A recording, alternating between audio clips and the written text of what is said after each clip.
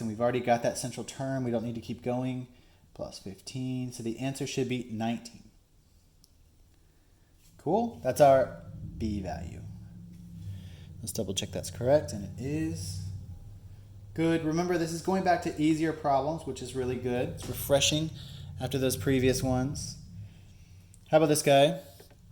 So let's see. In the figure above that says AE is parallel to CD and the segment AD intersects CE at B, what is the length of CE? So they've given us everything. You didn't even need to read that. You could just do this quickly. They want you to figure out that piece right there. So how could you possibly do it? We could set up some proportion, right? So we could say some 5 over 10 equals CB, which we're looking for, over 8. Cool, and just cross multiply times 8. This is just 1/2, 4. So I got CB is 4. Let's double check that. Oh no, something went wrong. Hold on. Let's check our situation. So let's see here. Yeah, if we inverted this piece in, let's see. Yeah, what's happening here? 5 over 10.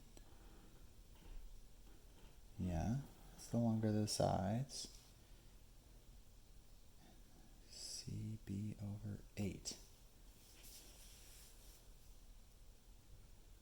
Oh, they want CE. Okay, so CB is 4, 8, 12. Okay, it's just tricky. Okay, so we did it right. I just need to read a little clear. So this is 4. We solved that properly. I just need to think clearly. And they ask for CE, which is this total line. So CB plus BE is 12. Okay, they're just being tricky. Excellent. So we find this piece and they want us to find this total length. Cool. I just wanted to see if you're reading the questions. I always get caught up in those. Okay, on to the last two, which are probably the two challenging ones, I would imagine. Let's take a look-see.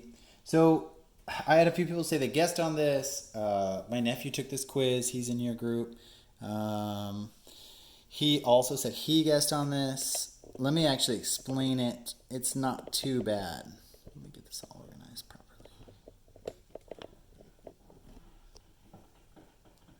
There we go. Okay, so this is basically pre-calc, right? This is trigonometry. If you're in Algebra 2 again, you would have seen this before.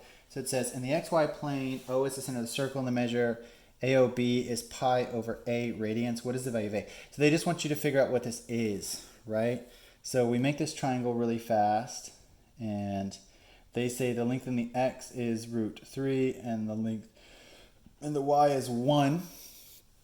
Okay, so they want to know what this theta is. They want to know what this angle is. So how could we possibly figure this out?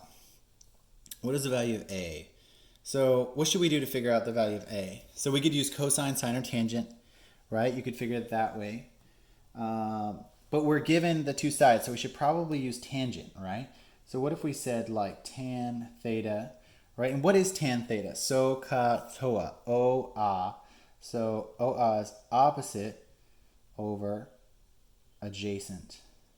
Cool. That's 1/3.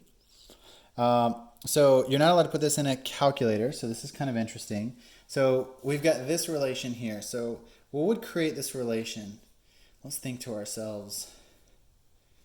I mean, you could basically guess this one. This is not a bad one to potentially guess. So we need to think about these triangles we've seen before because, yeah, this is true right here, but because we can't use a calculator, it's not very helpful. You would do the inverse tangent of both sides, and you would get theta out of this. But what is a triangle that you have seen before that looks just like this? So clearly this isn't 45 degrees, right? So we know this is the smaller side. So let's think about the one we have seen. So it looks like this.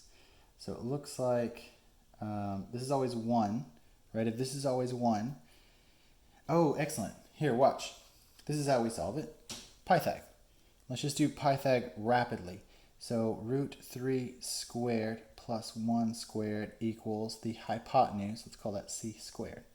So this would be 3 plus 1 is c. C squared is 4. So c must be 2, but that's not what we're looking for. We're looking for the theta. Okay. Yeah. So this piece right here is 2. So the question is, where have we seen this before, and what do we normally write for that?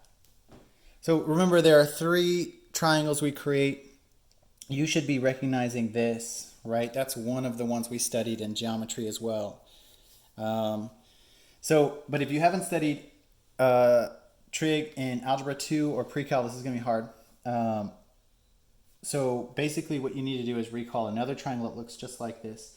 So first off, we have pi over 6, and it looks like this. It's going to be the long side, which is root 3 over 2 and 1/2, and this piece is 1. Cool. So look, does this seem similar to this? Look, everything's just divided by 2, right? 2 divided by 2 is 1. 1 divided by 2 is 1/2, and root 3 divided by 2 is root 3 over 2. Okay, so these are all of the values for pi over 6. Now, they just expect you to know this. If you haven't studied this before, there's no way to actually figure that out. Now, you could have just taken a really good guess, right? So you can clearly see, and this is a good one to guess on, you can clearly see it's less than 45 degrees, which is pi over 2, or excuse me, pi over 4. So you could have guessed that this is the smaller one, if you've studied it. All right, so enough on that guy. Right, and let's look at the very last one. So systems of equations, in the system above, A and B are constants. If the system has infinitely many solutions, this is the important bit right there. What is the value of A over B? Interesting. So let's recall what infinitely many solutions means. That means that if you eliminate both variables, you get some kind of situation where the left side of the equation equals the right side of the equation, and it's true, right? So that means we're going to get some elimination up here where the two sides equal each other. And it's a true statement. So let's see what we can do to create that. So we need to eliminate this guy. So let's see.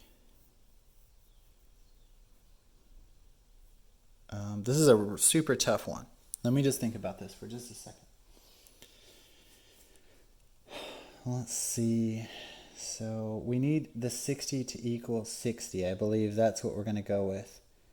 And these two terms will cancel out. So 12 times what is 60? Well, that's 5. So let's multiply the top equation by 5.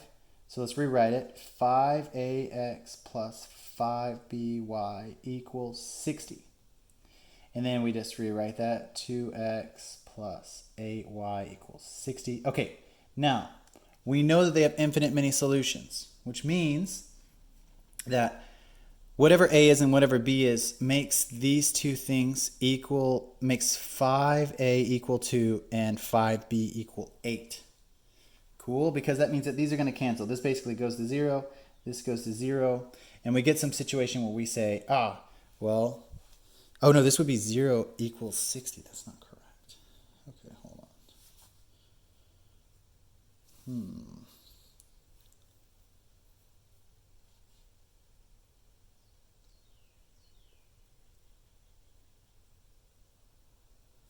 Let's see. I might have to actually think about this one and get back to you guys. Okay, I'm going to do that. So let me take a pause, let me figure it out, and then I'll come back to you with a nice organized solution to this. All right, be right back.